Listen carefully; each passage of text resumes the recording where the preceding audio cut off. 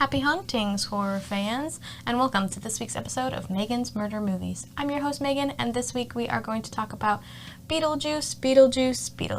I'm super pumped for this one. This is a movie that I remember renting from Blockbuster, all the time. We'd go turn it in, and I'd go to the shelf to see if they had another copy that I could just, re-rent again, because I loved it so much. I remember, renting it on VHS, renting it on DVD. Beetlejuice was, I wonder what the sheet would look like if I could print out all of the Blockbuster histories and just go through and highlight all of the horror movies and stuff. I think Beetlejuice would probably be one of the most rented films that I picked out as a child. I'm a huge fan of Beetlejuice. I have a giant sandworm tattoo on my thigh, which is amazing. And I'm just super excited to get into this one. This is a comfort movie that I have. I watch it probably once a month. Pretty much anytime it's on television, I'll put it on as background noise. It's absolutely one of my favorites. Michael Keaton is amazing. Winona Ryder, phenomenal. The dancing, the acting, just the camp. Of course, Tim Burton, it's amazing. So without further ado, let's kick it off with a summary. After Barbara and Adam Maitland die in a car accident, they find themselves stuck, haunting their own residence, unable to leave the house, when the unbearable Dietzes and their teen daughter Lydia buy the home. The Maitlands attempt to scare them away without success. Their efforts attract Beetlejuice, a rambunctious spirit whose help quickly becomes dangerous for the Maitlands and innocent Lydia. So now we can jump into the cast breakdown. So we will start with our title character, who is Beetlejuice, played by Michael Keaton. And so Michael Keaton is an American actor, best known for portraying the DC Comics superhero Bruce Wayne in Batman in the films Batman and Batman Returns. And he's set to reprise the role in the DC Extended Universe film The Flash. Keaton is also known for his work as Jack Butler in Mr. Mom, of course Beetlejuice in Beetlejuice. He was Vulture in Spider-Man Homecoming, and he was in Morbius. His breakout role was the fast-talking schemer Bill Blazejowski in the film Night Shift. He then appeared in a variety of films ranging from dramas and romantic comedies to thriller and action films such as Clean and Sober, Much Ado About Nothing, The Paper, Multiplicity, Jack Brown, Herbie Fully Loaded, The Other Guys, Spotlight, The Founder, Dumbo, Worth, The Trial of the Chicago 7, Toy Story 3, Cars, Minions. He's just been in a ton of stuff, done a ton of things. If you don't know Michael Keaton, that's concerning because, if you've not seen the Batman movies, those ones are some of my favorites. But if you don't know the Michael Keaton Batman with the Jack Nicholson Joker, Danny DeVito, those Batman movies are just phenomenal. So if you haven't seen those, go check those out. Next, we will jump to Adam Maitland, who is played by Alec Baldwin. Alec is an American actor, film producer, comedian, and political activist. The oldest of the Baldwin brothers, he is known for his versatile performances, from comic work on television to dramatic roles in film. Baldwin has received various accolades, including 3 Emmy, 3 Golden Globe Awards, and 8 Screen Actor Guild Awards, as well as nominations for an Academy Award, a Tony Award, and a British Academy Film Award. In his early career, Baldwin played both leading and supporting roles in a variety of films, such as Beetlejuice, of course, Working Girl, Married to the Mob, Talk Radio. He gained a lot of attention for his performance as Jack Ryan in The Hunt for Red October, and he was also in Alice, To Rome with Love, Blue Jasmine, The Aviator, The Departed. His performance in the drama The Cooler garnered him a nomination for the Academy Award for Best Supporting Actor, and then he's also done voiceover work for the SpongeBob SquarePants movie, Madagascar, Escape to Africa, Rise of the Guardians, and the Boss Baby film franchise. Then we'll move on to one of my personal favorites, Barbara Maitland, who is played by Geena Davis. So Geena is an American actress, activist, producer, and former model. She is the recipient of an Academy Award and a Golden Globe and has been nominated for a British Academy Film Award and a Primetime Emmy Award. In 2019, she received the Jean Hersholt Humanitarian Award for her work fighting gender bias on and off-screen in Hollywood. Having graduated with a bachelor's degree in drama from Boston University, Davis made her acting debut in the film Tootsie in 1982 and eventually starred in the thriller The Fly in 1986, which proved to be one of her first box office hits. While the fantasy comedy Beetlejuice brought her prominence, the drama The Accidental Tourist earned her the Academy Award for Best Supporting Actress. She established herself as a leading lady with the film Thelma and Louise, which she also received a nomination for an Academy Award for Best Actress. And then she was also in the film A League of Their Own. She was in Cutthroat Island and The Long Kiss Goodnight. Davis stars as the adoptive mother in the Stuart Little franchise. She was on the television series Commander-in-Chief from 2005 to 2006, which won her a Golden Globe Award for Best Actress. She had a reoccurring role in Grey's Anatomy of Dr. Nicole Herman, and then she was also in the first season of the horror television series The Exorcist in 2017. Next, we'll jump to Charles Dietz. So he is the head of the Dietz family, and he is played by Jeffrey Jones. And Jeffrey is an American actor, best known for his character work. So he was in Amadeus. He played in Ferris Bueller's Day Off. He was Dr. Skip Tyler in The Hunt for Red October, and he was in The Devil's Advocate.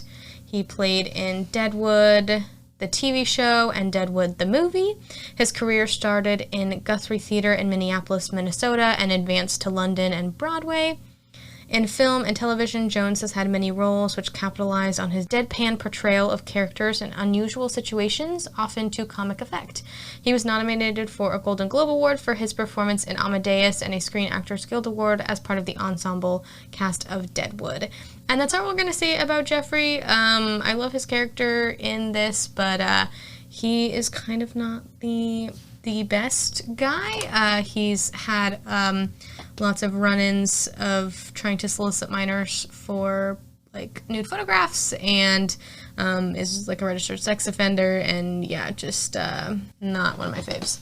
Next, we will move on to Delia Dietz, who is Charles' wife, and she is played by Catherine O'Hara. So Catherine is a Canadian-American actress, comedian, and writer. She's the recipient of a number of awards, including a Genie Award, a Golden Globe Award, 2 Screen Actor Guild Awards, 2 Primetime Emmy Awards, and 6 Canadian Screen Awards. She was appointed an officer of the Order of Canada in 2018 and was honored with the Governor-General's Performing Arts Lifetime Artistic Achievement Award in 2020. That is a very long title for an award. O'Hara first drew notice as an actress in 1974 when she was a member of the Second City, which is an improvisational comedy troupe in Toronto. She was part of the main cast of the sitcom Coming Up Rosie. The following year, O'Hara began working on a sketch comedy series, Second City Television, which ran from 1976 to 1984, where she drew critical acclaim for both her work as a comedic actress and a writer, winning a Primetime Emmy Award for Outstanding Writing for a Variety Series in 1981. In 2022, O'Hara was added to the new Second City Artistic Advisory Board, led by Stephen Colbert, along with Steve Carell. And then just a huge lineup. Second City has just the, I think, one of the best track records for, like, making stars. Tina Fey, Keegan-Michael Key, Julia Louis-Dreyfus, Jane Lynch, like, just friggin' amazing names. Jason Sudeikis. O'Hara has appeared in several films directed by Tim Burton, starting with playing Delia in Beetlejuice, and then she also is the voice of Sally in Nightmare Before Christmas, and then she voiced Susan Frankenstein in Frankenweenie.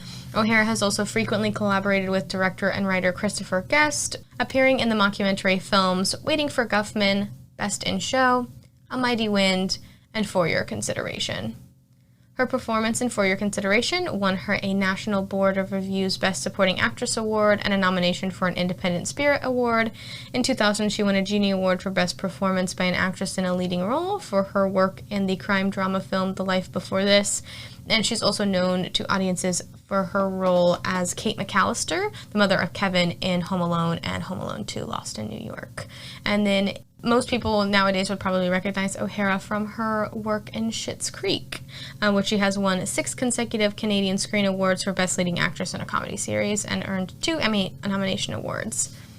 Next, we will jump to probably, I love Barbara Maitland. She probably is my favorite character, but you just can't not love Winona Ryder in pretty much anything. So next we're going to talk about Winona Ryder as Lydia Dietz, the daughter of Charles and the stepdaughter of Delia.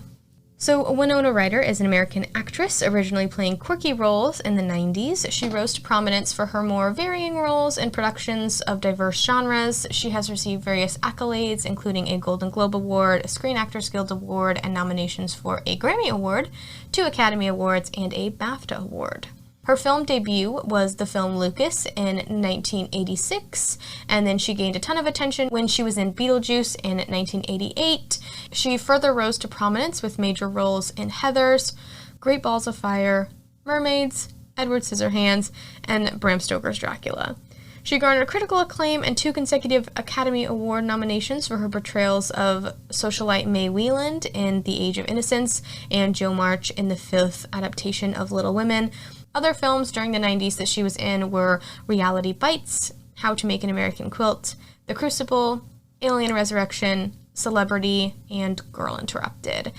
In 2002, Ryder starred in Mr. Deeds, after which her career declined and she broke off and she took a break from films.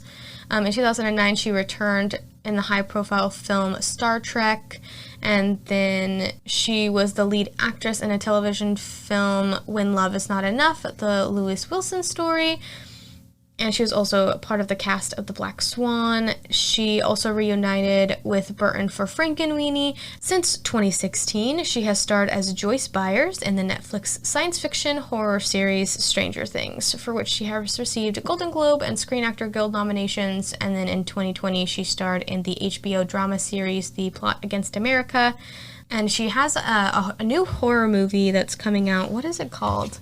That I really want to see. I saw a preview for it the other day and was like, how come nobody told me that Winona Ryder was going to be in another horror movie that's, I think, possibly out in some places? And I was like, why did nobody tell me this? Why is this not getting more attention?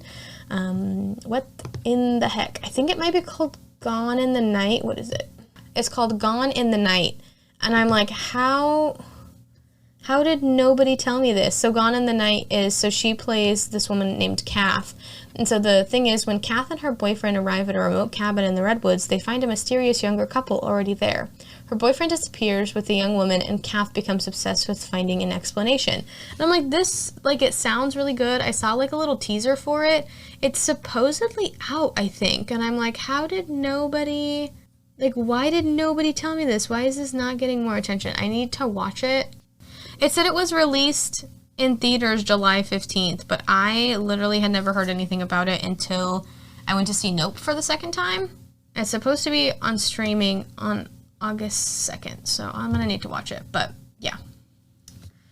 Then we move on to Juno, who's the caseworker in the afterlife, the Maitland's caseworker, and she is played by Sylvia Sidney. And so Sylvia was an American stage, screen, and film actress whose career spanned over 70 years. She rose to prominence in dozens of leading roles in the 30s, was nominated for an Academy Award for Best Supporting Actress for her performance in Summer Wishes, Winter Dreams in 1973. She later got attention for her role as Juno, which won her a Saturn Award for Best Supporting Actress. During the Depression, Sidney appeared in a string of films, often playing the girlfriend or sister of a gangster. She appeared with Gary Cooper, Spencer Tracy, Henry Fonda, Joel McCrea, Frederick March, George Raft, and Cary Grant. Among her films for this period were An American Tragedy, City Streets, and Street Scene. She was in Alfred Hitchcock's Sabotage and also in Fury. She was in You Only Live Once and Dead End, and then she additionally was in The Trail of the Lonesome Pine. So at the time of making Sabotage with Alfred Hitchcock, Sidney was one of the highest paid actresses in the industry, earning $10,000 a week, earning a total of $80,000 for Sabotage. Her career kind of slowed down in the 40s, but in 1952, she played the role of Fantine in Les Miserables, and although the film itself did not meet the studio's expectations, she received critical praise for her performance. She appeared 3 times on Playhouse 90, and she was also in The Helen Morgan Show. She worked on a couple television series during the 1960s, like Route 66, The Defenders, and My Three Sons. And then some of her other film work includes I Never Promised You a Rose Garden, a television production of An Early Frost. She played in Damien, Omen 2. And then we'll talk about this in the fun facts, but Beetlejuice, no. But Tim Burton actually begged her to join the cast. He really wanted her as Juno, loved her as an actress. And so she finally agreed to do Beetlejuice. And then she ended up working with Tim Burton one more time on Mars Attacks. And that was the last role that she had, was in Mars Attacks. Okay, we've got a couple more people to jump into. These ones are going to be a little bit quicker. So next we'll talk about Maxie Dean, who is Charles's kind of old boss or current boss. It's kind of hard to tell exactly, but definitely someone that like Charles looks up to and wants to impress. And he is played by Robert Goulet. And so Robert is an American singer and actor of French-Canadian ancestry. He was born and raised in Massachusetts. He was cast as Sir Lancelot and originating the role in the Broadway musical Camelot, which he starred opposite Richard Burton and Julie Andrews. He achieved instant recognition with his performance and interpretation of the song If I Ever Would Leave You, which became his signature song. His debut in Camelot marked the beginning of his stage, screen, and recording career. He's a Grammy and Tony Award winner, and his career has spanned almost 6 decades. So he's done a lot of Broadway work. Then we will talk about Bernard, who is Delia's art manager. She's like she's an artist, and so he's her manager, and he is played by Dick Cavett. Dick is an American television personality, comedian, and former talk show host, notable for his conversational style and in-depth discussions. He appeared regularly on nationally broadcast television in the United States for 5 decades, from the 1960s until the 2000s. He's written some columns for the New York Times, and he's done tons of interviews with people. He promoted DVDs of his former shows, as well as a book of his Times columns, and hosted replays of his TV interviews with people like Lucille Ball, Salvador Dali, Katharine Hepburn, Judy Garland, Marlon Brando, Orson Welles, Woody Allen, like tons of different people, Richard Burton, George Harrison, John Lennon, Kirk Douglas, he has stories. Okay, and then we will jump to Otho, who's played by Glenn Shaddix. And so Glenn was an American actor and comedian, known for being Otho, and then he was also the voice of the mayor of Halloween Town in The Nightmare Before Christmas. Beetlejuice was actually his breakthrough film role. He's played Dr. Faustus before on stage.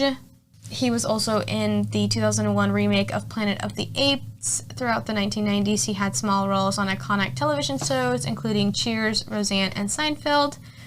In 2005, Shaddix was cast as the voice of Brian and Monsieur Mal in the Teen Titans animated series. His other voice work includes the aforementioned Nightmare on Elm Street, and then he was also in Jackie Chan Adventures, or did voice work in Jackie Chan Adventures, Justice League Unlimited, and then he's reprised his role of the mayor for the video game of The Nightmare Before Christmas, Oogie's Revenge, and then he also did voice work for Kingdom Hearts 2. His television work included the HBO drama series Carnival and the NBC television series Seinfeld, in which he played Jerry's landlord. Next, we will talk about Annie McEnroe, who plays Jane Butterfield, and Jane's an American actress who had roles in the 80s and 90s, including Wall Street and Beetlejuice. So she plays this realtor and close friend of Barbara and Adam, or close friend is kind of a loose description. And then the last person in the cast we're going to talk about is the role of Sarah Dean, who in the film is Maxie's wife, and she is played by Mari Cheatham. And she's an American actress known for her performance in the daytime soap opera Days of Our Lives, Search for Tomorrow, and General Hospital, as well as for her role as Nona on the Nickelodeon comedy series Sam and Cat. She has also worked on many films, including Soul Man, A Night at the Roxbury, Hanging Up, Labor Pains, and Letters to God. So now that we've met the cast, we can jump into some fun facts before we get into the scene-by-scene breakdown. Alright, so now we can dive into some fun facts. So Beetlejuice won an Oscar for Best Makeup in 1989.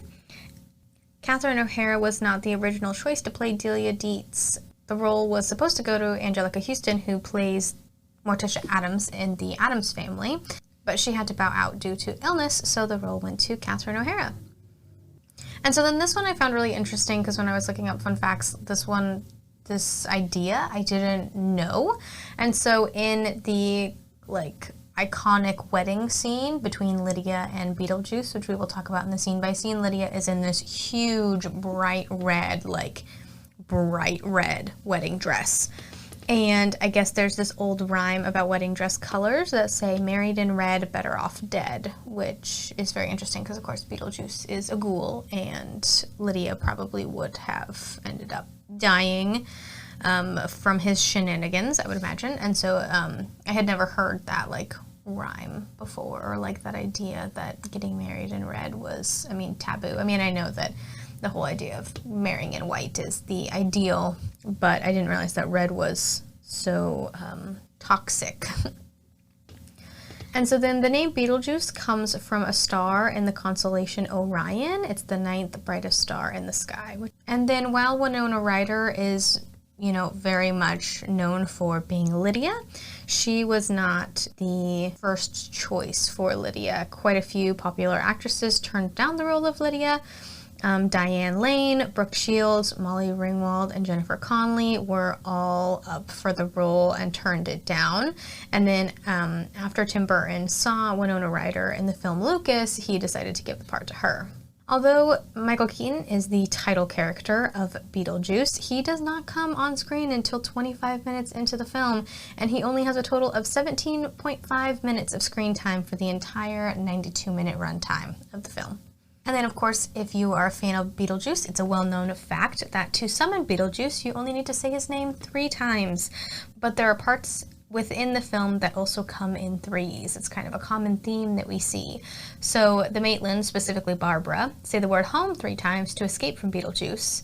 They knock on the door 3 times to get into the afterlife. And when Lydia's family moves in, Delia wonders why there are only 3 sculptures when there should be 4. So we have this reoccurring theme of 3s. I said that I used to rent this from Blockbuster all the time, and I had told my brother, who's 5 years younger than me when we were very young, I was like, you probably don't want to watch this because it's going to scare you. And he was like, yeah, whatever.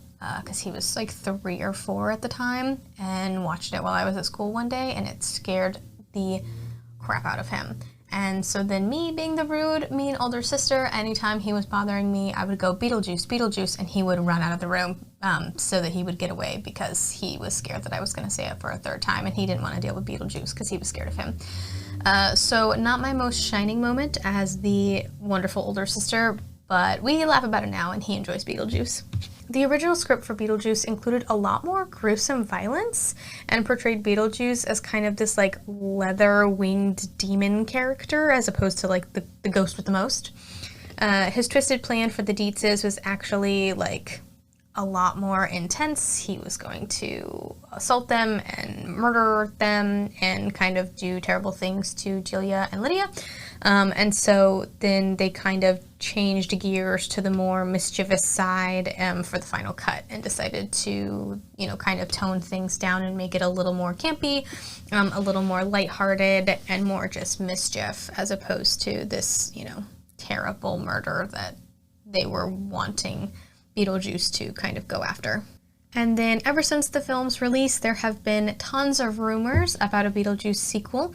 Both Winona Ryder and Michael Keaton have expressed interest in reprising their roles, but there's no, hard evidence that that's actually happening.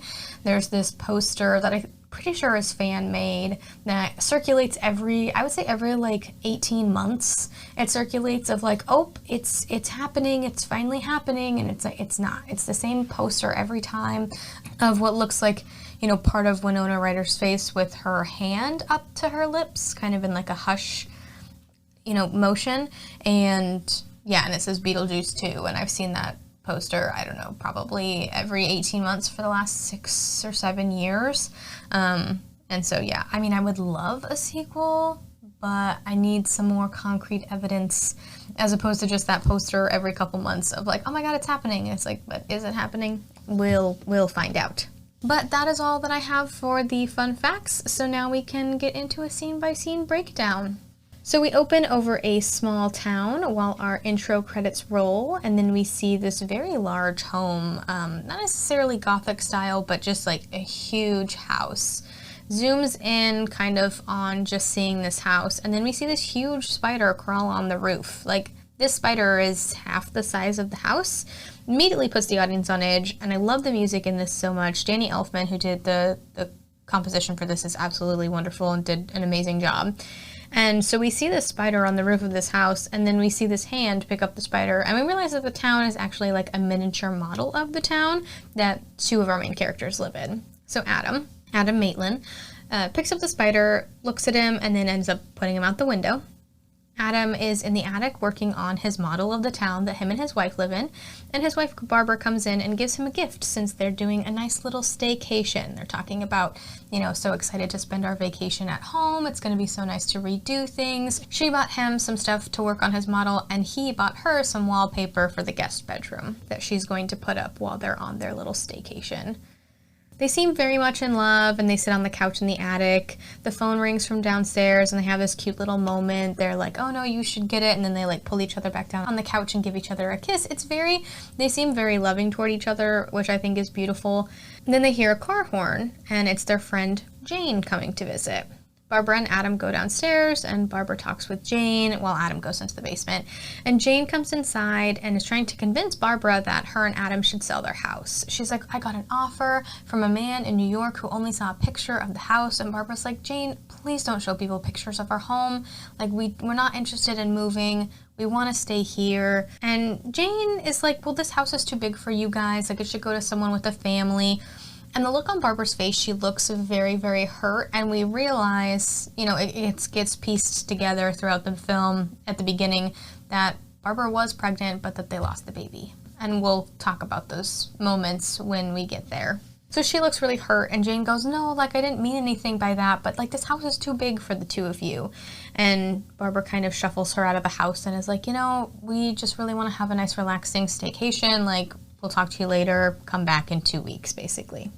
So now we're with Adam in the basement. He's kind of working on stuff and moving things around a little bit. And Jane pops up in the window, and she's like, I was just telling Barbara about an offer on the house. And he's like, no, Jane, we're not. No, absolutely not. And he closes the shades in her face. He yells up to Barbara that he needs to go down to the store, and they both end up going together. She drives them down to the local hardware store, which Adam owns. They get in their cute little yellow car, and they're talking more about their vacation. They get 2 weeks at home, and Barbara is telling Adam what Jane said about the house is too big and should go to someone with a family. And he's like, well, it's not really any of Jane's business, is it? And then they get kind of silent for a second, and he goes, we could always try again on this vacation. And he kisses her, and she kind of giggles. And we see this little dog in the road as they pull up to the hardware store. And as they drive back up to the house, the dog gets in front of the car, and they almost hit the dog, but Barbara swerves out of the way, and she ends up running the car into the covered bridge, and it ends up going into the river. We see the car sink, and the dog is okay, thankfully, but we soon learn that the Maitlands are not.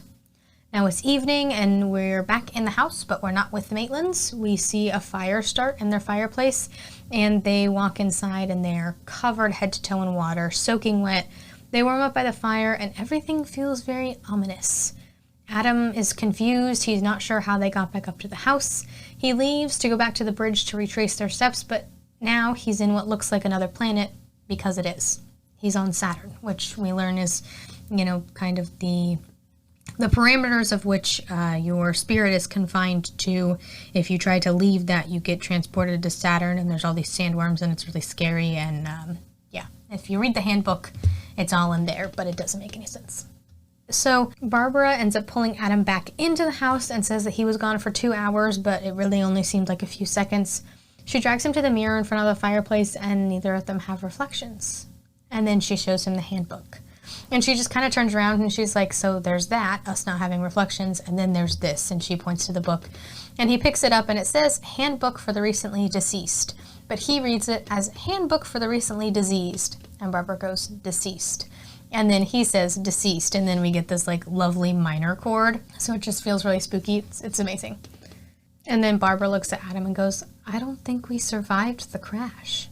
Now in their bedroom, Adam's trying to read the handbook, and Barbara's asking him all these questions, and he's like, the book doesn't read like that. It doesn't have answers like that. It reads like stereo instructions, is what he says. Then we get a really cool pan of the camera to underneath the house within the earth, and we hear Beetlejuice. We don't see him, but we hear him, and he's looking in the newspaper because he needs to find a job. And so he goes to the obituaries, and he sees a picture of the Maitlands and says, "Welcome, the Maitlands." And he's like, "Oh, they look nice and stupid. They're gonna do just fine."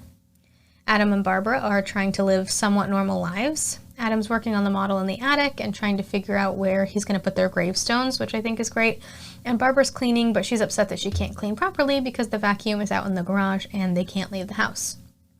And this is probably one of my favorite lines in the film, but also in a lot of movies, because I think it's just very cute. And I'm typically not into like romancy type things, but I love this line because Barbara's kind of ranting. And she's like, "Why? Like, where are all the other dead people? Why is it just you and me?" And Adam just takes this pause and he looks up from the model and he looks at her and he smiles and he just goes, "Maybe this is heaven."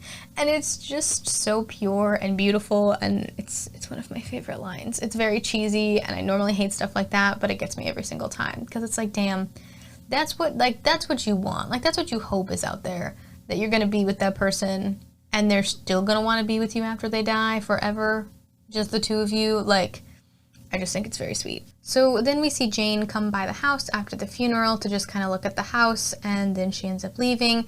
Adam tries to call out for her, but she can't hear him. They talk about how in the book it says that living people won't hear you, and they're like, well, can't or won't? And Barbara says that it just says won't, and that's not helpful. Barbara's worried, and Adam's like, I don't really think that there's much to worry about. Like, we're dead. There's nothing more for us to be worried about. We see Jane leave, and as she's leaving, she passes the house up for sale sign. She is a realtor and has put their house on the market, and it's been sold. One morning, Adam and Barbara are awoken by the Dietzes moving in. The Dietzes are composed of Charles, his wife Delia, and his daughter Lydia. Charles is so happy to be there, and Delia is not. Lydia's all goth, wears all black. I love her so much. She's got these like amazing little like micro bangs that are almost, I don't know, they're like pointy. It's great. I wish that I could pull that hairstyle off, but I know that would be a bad idea. She's also okay with living there. She like looks at the spider web and she's like, yeah, no, like I could live here. And if Delia hates it, then I love it. We learn that Delia is an artist and a bit high-strung. We'll call her high-strung. Charles moved them there so that they can relax, and Delia's friend Otho shows up. He's kind of like an interior designer. He's had a lot of jobs, but the main one right now is being interior design. Otho and Delia walk through the home and decide what needs to be changed and kind of how they're going to remodel. Adam and Barbara look totally defeated, and Adam's like, we're ghosts. Like, we can scare them away. It's fine. And as Otho and Delia are walking through the house, Barbara initially tries to scare them in the guest bedroom, but we actually see that it's supposed to be a nursery, which just gives us another nod to the fact that, like, between Jane's comment, Adam's comment of we can try again, and seeing that they had the nursery started, tells me that Barbara was pregnant and lost the baby, which is just terrible. So they go into the nursery / guest bedroom, and when they open the closet door, both Otho and Delia gasp and look scared, and Barbara has, quote-unquote, hung herself in the closet. But they're not scared because they see her. They actually don't see her hanging. They're just panicked because the closet is so small. And in the closet, they also find Adam and Barbara's wedding clothes. Adam and Barbara are still trying to scare them, but it's not working. And they walk into this beautiful study. Like, I would love to have a study like that in my house one day with like the built-in shelves and like all the dark wood. It's absolutely beautiful. But they open the door and Adam's on the floor and Barbara is holding his head and a knife. Like she's holding his head, like she's cut it off. And again, they don't see her, but Charles jumps out and scares the two of them. And he's like, why don't you just leave this room alone? Like, this is the room that I want. I want it kept the way it is. Like, why don't you leave this one alone? And it's great because originally he's like, I mean, I don't think the house really needs any renovation. And Delia goes, if you do not let me gut out this house and make it my own, I will go insane and I will take you with me. And he's just like, yeah, you know, on second thought, I do think that the house could use a little bit of remodeling, but why don't we just keep this room the same? And she's just like, okay. And she smiles and walks away. And he's just like, what in the world was that? It's great. Their relationship is very interesting because they both care about each other, but they both act like being with the other is kind of a chore at times, which I think is really interesting, especially in the comparison to Adam and Barbara, where they're very much like on the same page and connected. I love looking at the intricacies between like character relationships and things like that. Otho and Delia are now going up to the attic, and Adam has to race them up to the attic because he forgot to lock the door. And so when they get up to the attic and find it locked, Delia even makes a joke that the ghosts of the people who died in this house are upset and want them out of here, so we should just do them a favor and leave.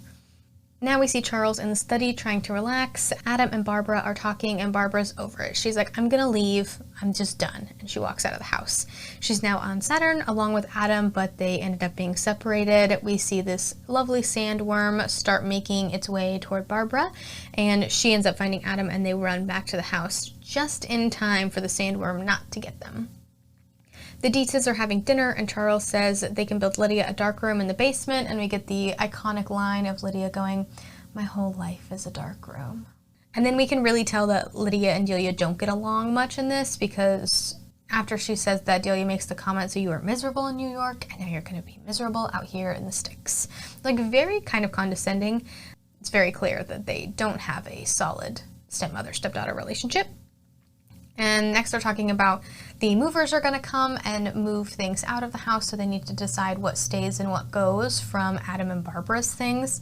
And Delia overrides everything and says, nope, everything's going, we're not keeping anything, everything goes, including whatever's in the attic. And we get this beautiful shot of Adam and Barbara peeking into the dining room through like this little window on this door, and they both just look so heartbroken that like all of their stuff is going to be gone and their whole house is going to be changed, and like they've not even been dead that long. Like, it's only been a couple of months. Now, it is a little bit of time later. We see a bunch of construction going on in the house, and there's all these moving trucks, and Delia's running the show, and Barbara and Adam are trying to figure out what they can do to stop everything from happening. Barbara and Adam find a flyer for Beetlejuice, but they're really unsure of who he is or what he does. And then we get this lovely scene. So, Delia's outside yelling at the construction crew and being Delia, being high-strung. And Charles comes downstairs, and he's, like, in his pajamas and his robe, and there's two workers in the kitchen, and he's like, hey, guys, like, why don't you guys take a little break? I'm gonna make some coffee or whatever. And so the kitchen's nice and quiet, and he's gonna make some tea, and he, like, pulls out his mug, and he gets his little tea bag, makes, boils the water, all that beautiful stuff. And as he's going to put the tea bag in the water, one of the person who was picking up one of Delia's sculptures with, a giant crane, accidentally ran it into the house, and it came in through the kitchen window and about scared Charles half to death. And it's a great little jump scare. Lydia is outside taking pictures of the house and kind of the surrounding areas, and she actually ends up seeing Barbara and Adam in the attic window. Jane then pulls up and talks with Lydia about the couple, and she also offers her services for interior design. I guess she put a lot of inspiration, and she decorated the house when Adam and Barbara lived there. And she also gives Lydia a skeleton key for the house. Barbara and Adam are in the attic trying to relax, and Lydia goes upstairs to use the skeleton key to get inside. They push the key out, so she puts it in the lock, and she's trying to jiggle it, and it's not quite going, and so then Adam sticks something in the other side of the lock and pushes the key back out. She ends up giving up and walking away. She picks up the key and heads back downstairs. Barbara and Adam then get an ad on the TV in the attic from Beetlejuice, and he says his little pitch line. He's like, I'm the bioexorcist, you'll get a free demon possession with every exorcism. I'll even possess myself if I gotta. He's given his whole little pitch, and he's dressed as a cowboy. It's very interesting. They end up pulling out the handbook for the recently deceased, and they find a spot for kind of emergencies. And if there's an emergency, you're supposed to draw a door and, knock 3 times, and then you'll be able to enter a version of the afterlife to get some help. And so Adam draws the door, and then he knocks, and then the door opens, and we get this amazing green light that we'll see continued on throughout the film, which is one of my favorite pieces. I love the green light so much. While they walk through the doorway, Charles is in his study trying to relax. He's trying to birdwatch, but ends up kind of thinking of a business opportunity. He wants to invest in the town and the property. He's like, you know, it's so cheap up here. We could do so much with the property. The people don't know the price of this. And so he gets really excited for this idea. Lydia visits him and he kind of kicks her out, and she was going to tell him that the house is haunted. And he's just like, you know, this is not the time. I'm trying to relax. Like, why don't you go do whatever? Why don't you go help your mother? Barbara and Adam arrive in the afterlife area, and it's like this big kind of doctor's office lobby. They speak with the receptionist, Miss Argentina, and she's kind of rude. She's like, you're going to use up all your health vouchers. Like, you guys probably haven't even finished reading the handbook. You've only been dead for like 3 months. What do you need help with? All this stuff. And they're like, well, what does that have to do with anything? Yeah, I love Miss Argentina. I want to cosplay her or like be her for Halloween so bad. I think it'd be so much fun. So she like has them take a number, and she's like, you'll be able to meet with Juno when she's available, and you'll just have to wait. And there's like tons of people in line in front of them. We see Lydia go up to the attic again, and this time she's able to gain access since Barbara and Adam are gone. She finds the model and the handbook, and while Barbara and Adam are waiting in the lobby, they kind of talk about death, and Miss Argentina chimes in and says that it's all very personal, because, you know, Barbara's looking around the room and seeing all the other dead people, and she's like, is this what happens when you die? And Miss Argentina's like, that is what happens when you die. That is what happened when he dies, and that is what happens when they die. It's all very personal. And if I knew then what I know now, I wouldn't have had my little accident. And then she shows her wrists, which shows that she took her own life. And we learn later from Otho that if you commit suicide if you commit suicide, then you become a civil servant in the afterlife. And so that just kind of furthers that of Miss Argentina took her own life, and so now she's basically a front-end receptionist for all eternity. They finally get called back to see their caseworker, Juno. They're taken to her office, and we see, like, these skeletons and what looks to be, like, a radium girl.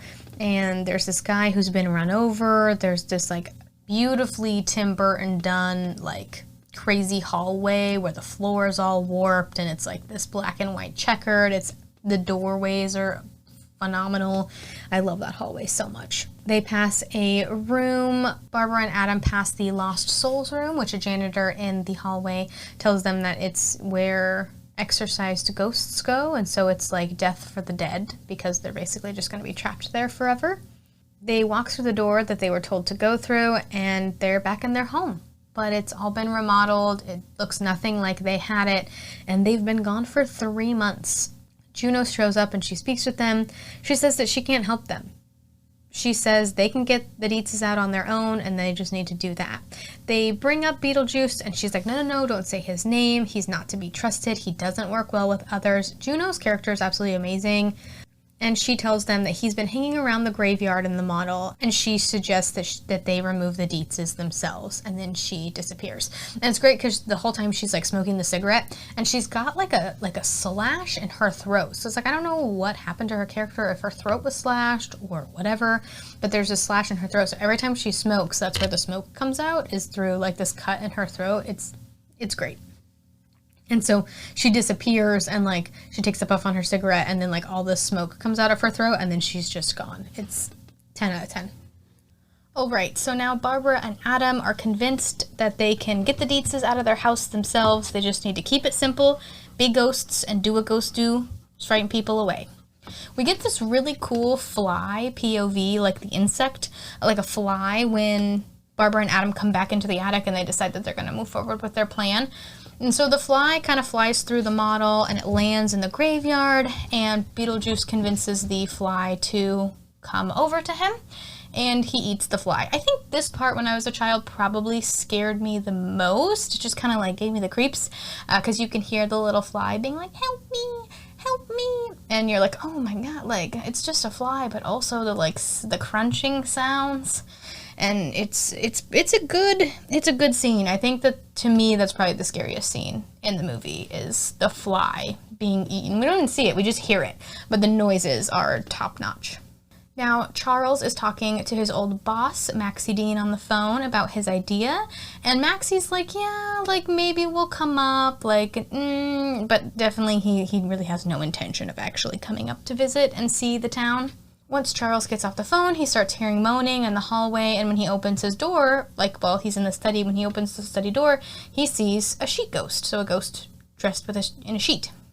He thinks that it's Lydia, and he's not impressed. He's like, I had Maxie Dean on the phone, why are you making all this noise? Also, Delia's gonna be very upset that you cut holes in her $200 sheets. But it's not Lydia, it's actually Adam and Barbara. They did the sheets because they thought that keeping it simple, sheet ghost. Love it.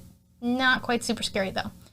They then try and scare Delia, but she's half asleep, and she thinks that their moans are the television, and so she, half asleep, wakes up and turns the TV off. Lydia hears them from her room, and she sadly thinks that it's her parents having sex, and that's why she's hearing the moaning. And so she walks over to her wall, and she's like, I'm just a child, stop doing this. That's not okay. She then kind of gets this inquisitive look on her face, and she thinks differently and decides to go investigate. She takes pictures of them, thinking again that they're her parents, and she's like, you guys are into some weird stuff. And then when the photos develop, because she's using a Polaroid camera, when the photos develop, the ghosts have no feet. It's a great picture.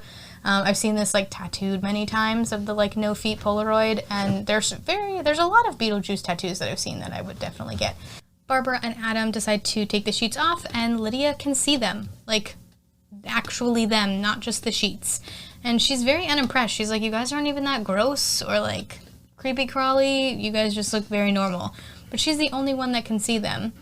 She says that she's read the manual and that, that seeing ghosts and things like that is very strange and unusual. And she says, I myself am strange and unusual. Lydia has some great one-liners. That one and then the my whole life is a dark room is, I think, the two most known lines from this movie from Lydia's character, or from Lydia. So they talk with Lydia for a little bit up in the attic. They really seem to bond. Lydia goes downstairs, but not before Adam asks her to convince her parents to leave the house. Lydia says that they really got to do better than the sheets because they're not scaring anyone. I'm guessing this is the next morning. Lydia is telling Delia about the ghosts, and Delia gets very upset. She's cooking dinner for her art manager and a woman who works for Art in America. She's stressed. She's got no time for Lydia's games. Barbara and Adam are feeling really blue and just kind of down in the dumps, and then they see that there's a light in the model that starts blinking. They say Beetlejuice's name 3 times and are transported into the graveyard in the model. They have to dig Beetlejuice up, and he's a lot. Very overbearing, very over the top. He has this pitch about being qualified. He jokes at first. He's like, yes, I've been to Juilliard and all of these things. He's like, and I've seen The Exorcist about 157 times, and it keeps getting funnier every single time I see it. And he's got this whole rant about how qualified he is. And then he's like, and we're very similar, like sandworms. I hate them. You hate them. They're the worst. He has this whole pitch, and I love Beetlejuice so much. He also, though, keeps hitting on Barbara this whole time, which is just really creepy, and not in a suave way. He's just he's like that creepy old guy in a bar who's just, you're like, please leave me alone. And he's like, no, but you're so pretty. And you're like, please leave me alone. And he just won't. They feel uncomfortable, and Barbara ends up saying home 3 times so they can leave. Adam's like, I don't even know how we get out of here. And she just goes, home, home, home. And then they transport back into the attic. Beetlejuice gets really mad and kicks over a tree and the model, and Barbara thinks that they can do it on their own, and she doesn't want Beetlejuice around Lydia. We are now downstairs, and the dinner party has started, and it's kind of awkward. Delia's manager is really not supportive of her. Otho is being rude to this other woman that's there, and he makes the comment about if you take your own life, you become a civil servant in the afterlife. They then start talking about the paranormal and the supernatural, and Otho says that he used to be a paranormal investigator. Lydia then brings up the ghosts in the house, and Delia makes a joke of it. Charles decides to make a toast to change the subject, but Otho really wants to hear more about the ghost, but Delia says no. Then she starts singing Deo, parentheses, the Banana Boat song by Henry Belafonte, and it's the classic scene where they're all dancing around the table. Everyone's really confused at first, but then they all join in dancing, of course, because they're possessed. It's one of my favorite scenes, one of the most iconic scenes. At the end of the song, they're attacked by the shrimp cocktail that Delia has made them, which I've actually had before at Beetle House in LA, and it was wonderful. I went with friends, almost a year ago now, and it was super fun. It's just a bunch of Tim Burton characters, and they sing and do all this stuff while you're eating, and all of the menu items are influenced by Tim Burton films. So I had Let's see if I can find the menu. So I think that I had the Bioexorcism cocktail because I'm pretty sure that I would have ordered the gin one, but I also may have had the Beetlejuice, which is like tequila and blackberry, but I can't remember. But it was a great night. The dinner was amazing. It was expensive, but definitely worth it. So you get like a drink and an appetizer, a main course, and then a dessert. So for the appetizer, I had the like shrimp cocktail from this, and so it was these like giant prawns with, I think it was like a raspberry cocktail sauce, maybe it was a blackberry cocktail sauce. It was really good. And then I'm pretty sure I had the Beetle House steak, which is like steak and bacon, jam, and blue cheese crumbles, and like these garlic mashed potatoes, which were really good. And then I had the Death by Chocolate dessert because chocolate is my favorite thing in the world. And that was such a fun night. I think I'll remember that. I hope I remember that forever. It was a great night with two of my best friends, and yeah, it's definitely a bucket list item. So now I love watching Beetlejuice specifically to be like, I've had that shrimp cocktail, kind of, sort of, in a way. So after the song ends and they all get attacked and kind of pushed over, they're not really like attacked like viciously. Basically the shrimp cocktail comes out almost like their fingers on an arm, and they just get kind of pushed over in their chairs. But Adam and Barbara are so elated with what they did. They're like, we did it. They're jumping up and down. They're super excited. They go up to the attic and they go to the window to watch everyone run out of the house screaming and scared. But that doesn't happen. What they hear is a knock at the attic door, and Lydia tells them that everyone wants to see them downstairs. Downstairs, everyone's chatting about the ghosts. They say that people are going to pay big money for this. Otho says that Maxie's wife loves the supernatural, and that will definitely make him come up to the house and visit. Delia's agent is a total jerk, and he's like, if anyone makes any money off of this, it should be me, because I've lost tons of money on Delia's work for years and all this stuff. And he just like gets up and leaves and takes the woman that works for Art in America with him. And poor Delia is very embarrassed, and she's like, don't you believe in my work? But everyone gets really disappointed. Lydia comes down and says that Adam and Barbara don't want to come down. Everyone's disappointed, and they pretty much all leave except for Otho. And then the art manager has this great line, and he's like, Delia, if you insist on frightening people, frighten them with your sculptures. It's so harsh. Then he just walks away, and then he just leaves. Like, oh my gosh. It's one of my favorite lines that I feel like doesn't get enough attention because it's so good. Lydia tells Otho that Adam and Barbara kind of hang out in the attic, and everyone decides to go upstairs to the attic. They go inside, and the Maitlands are gone, but they're actually hanging out the window, so they're like hanging from the attic window outside, which is pretty intense. Charles likes the model, and Delia hopes that they didn't leave for good. Otho ends up finding the handbook and ends up kind of pickpocketing it, or taking it, sticking it in his coat so that he can take it with him. When they leave, Beetlejuice laughs and decides that it's his turn now. Charles wants to turn the town into a ghost theme park, and as they go downstairs, the railing turns into a snake, Beetlejuice.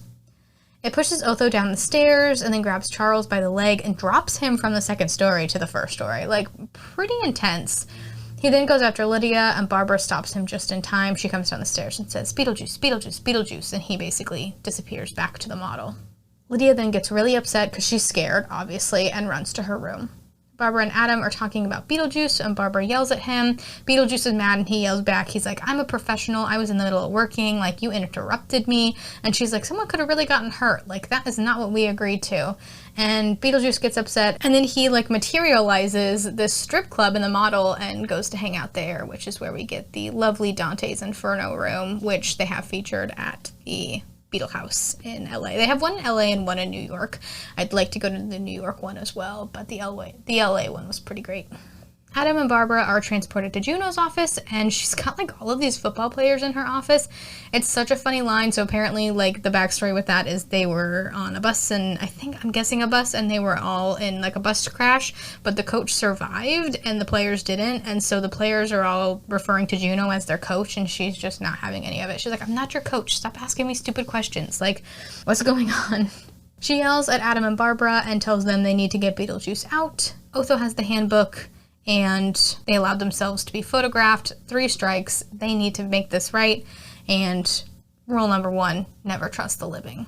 Back at the house, Charles and Delia are talking. Maxie and his wife are coming up for dinner, and Otho says he can get them, being Adam and Barbara, at the dinner. Lydia's in her room composing a suicide note. She's going to throw herself off the Winter River Bridge that Barbara and Adam died at.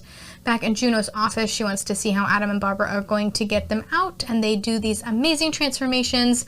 I definitely would love to get these two as tattoos because they're just great. So Adam basically like takes his jaw and opens and like elongates his face, and then like moves his eyes so that all of his fingers have eyeballs, and it's amazing. If you've not seen it, just look up like Barbara and Adam transformation Beetlejuice, and I'm sure it'll come up, but it's great. And then Barbara takes her jaw and basically opens it all the way up and flips her eyes back so that they come out her mouth type of a thing. So you can see like all these teeth, and it's amazing. Tim Burton's brain, I'm so thankful for. Lydia goes up to the attic to talk with them, but finds Beetlejuice instead. He tells her that Adam and Barbara went to the afterlife, but that he can take her there. They talk more, and she asks who he is, and he's like, I'm the ghost with the most, babe. And he tries to convince her to say his name 3 times to let him out, so that then, of course, he can take her to the afterlife, or so he says. He can't tell her what his name is. They play charades so that she learns his name, and once she learns it, she says it twice, but she stops just in time. She realizes something's up, and she's not sure if she should continue to do this. She's like, I kind of want to talk to Barbara. And he's like, you don't need to talk to Barbara. Just say it. And at this point, Adam and Barbara are on their way back to the attic, kind of back down that long hallway. And Barbara's like, I don't really want to go through with this. Like, I don't really want them out of the house. Like, I want to be with Lydia. I care for her. And Adam's like, I know, but we have to do something. And so they come back into the attic just in time because Lydia has now started saying Beetlejuice's name again, and Barbara's able to stop her, and they have a really nice talk, and Adam and Barbara have decided that they're going to let the Dietzes stay. On a few conditions, they just don't want to do parlor tricks and things like that, but they're hoping they can all live together in peace in the house. Now Charles and Otho come to the attic and they take the model downstairs. Charles is pitching the paranormal town to Maxie, and he really doesn't look that impressed. Adam and Barbara don't really want to do parlor tricks. They just want to be left alone in peace in their house. Lydia tells her parents that they actually left. Otho's in the corner reading the handbook, and he says he can bring them out. They're going to have a little seance and use Adam and Barbara's wedding clothes. Otho gets things started and Barbara comes down first. So they're kind of upstairs watching TV, they being Adam and Barbara, and Barbara just starts slowly disappearing. And she can't talk, she's trying to say Adam's name and there's no sound coming out, and then she just disappears in front of his eyes. She then reappears on the kitchen table wearing her wedding dress that they used in the seance to kind of call them back to that kind of area of the house. Otho then does the same with Adam. However, the seance is going wrong and Adam and Barbara are decomposing before everyone's eyes. Lydia is super worried, but Otho doesn't know how to stop it. He's like, I'm sorry, I can't do anything. Lydia brings Beetlejuice out to save him. There's also a lot of green lighting in this scene as well, which is absolutely beautiful, and I want to know how I can light my house like that when I get it, because I just love green and would love to just have a Beetlejuice vibe every day. Beetlejuice says he will save them if he gets to marry Lydia, because that will keep him out, kind of in the world. She says, okay, she agrees, and he has his famous, "It's showtime" line. He joins the party and gets rid of Maxie and his wife first. He lets the Maitlands go, and when Otho tries to run, he gets rid of him too. Lydia goes to her parents, and Beetlejuice goes up and says that they're welcome at their house anytime. He's like, Mom, Dad, I'm so happy to be doing this. You guys are welcome to come over whenever you want. Now him and Lydia can get married. She transforms into this gorgeous red dress. I absolutely love it. Rhyme or no rhyme, I think it's gorgeous. Adam and Barbara are slowly getting their strength back, and Beetlejuice uses the sculptures that Delia has done to keep Charles and Delia there as witnesses. Then the fireplace turns into an altar, and this alien-looking man comes out to officiate the wedding. Beetlejuice says, I do, and Lydia tries to say no, but Beetlejuice overrides her and answers for her by kind of possessing her voice. Adam tries to say Beetlejuice's name, but Beetlejuice takes his teeth and then puts Adam in the model. Barbara says his name once, then twice, before he's able to silence her as well. The officiant asks for a ring and Beetlejuice can't find it. Adam takes a car from the model and Beetlejuice puts Barbara outside with the sandworms. Beetlejuice finds the ring, but it's on like a severed finger, and he's like, "Don't worry, honey, she meant nothing to me." Adam drives the car that he took off the model and drives right into Beetlejuice's foot. At the same time, Barbara rides a sandworm into the house, right into Beetlejuice, and the sandworm eats Beetlejuice, and then they disappear. Everyone is safe now, Beetlejuice is gone, and they all kind of seem okay with each other. Like, it's a really cool scene because there's Charles and Delia on the right side, and then there's like the altar with the alien officiant guy, and then Lydia, and then Barbara and Adam. And you can tell that Charles and Delia want to go to Lydia, but they don't want to go past the alien guy, and so they like kind of take a step and then they like stop, and it's very sweet. Now it's some time later, and we see Lydia leaving school in the town. She rides her bike back home, and Adam and Barbara are putting the house back to normal. Everyone's living together. Adam helped Lydia study for her math test, and she got an A. They had some kind of agreement, and we soon find out what it was. Adam and Barbara possess the house, and Jump in the Line starts playing, and Lydia dances while floating in the air, having a totally good time. We love a little dance party. Charles is in his office reading a book called Living and the Dead, which is in the very same style of the handbook for the recently deceased. Meanwhile, Delia is sculpting scary Beetlejuice sculptures, and it scares Charles, which is pretty funny. He's like reading it, and he's like, "This reads like stereo instructions," and then all of a sudden she just like shoves the scary Beetlejuice sculpture in his face, and he falls backward in his chair, and she goes, "He likes it," and she walks away all happy with herself. We see Beetlejuice in the afterlife waiting room, and he messes with pretty much everyone. It ends up with him getting his head shrunk for essentially just being an asshole. We close with Lydia dancing with the ghost football players behind her on the stairs, and it's just very happy ending. Lovely. Love Winona Ryder. Love Adam and Barbara Maitland. Love Beetlejuice. I love so many things about this movie. But that is the end of Beetlejuice. I'm so happy that I did this one. I've wanted to do this one for a while because it's one of my favorites, but I've also been putting it off because there's other things that I want to do. There's just so many good movies to get through, but I have plenty of time with the podcast. So I hope that you enjoyed today's episode. If you did, if you want to like and review and rate and follow, whatever the fancy things are, that would be awesome. But again, I'm just happy to be doing this. This is just a fun hobby, and thanks to everyone who listens. I really appreciate it. I think that, I would still be doing this if nobody listened, but it's cool to know that other people are interested in listening to me ramble about horror movies that I love. And if you want more rambles from me about horror movies, you can check out the podcast on social media. I've got the podcast on Instagram and Twitter under M Murder Movies. So that's M as in massacre, Murder Movies on Instagram and Twitter. I hope that you enjoyed today's episode. If you have a recommendation for a movie you want me to cover, feel free to hit me up on socials and let me know. I've got like a outline of movies that I want to do, and I think it's in like the hundreds now, but if there's one that people really want to see sooner rather than later, just let me know and I can shuffle some things around. But I hope that everyone has a lovely week or weekend.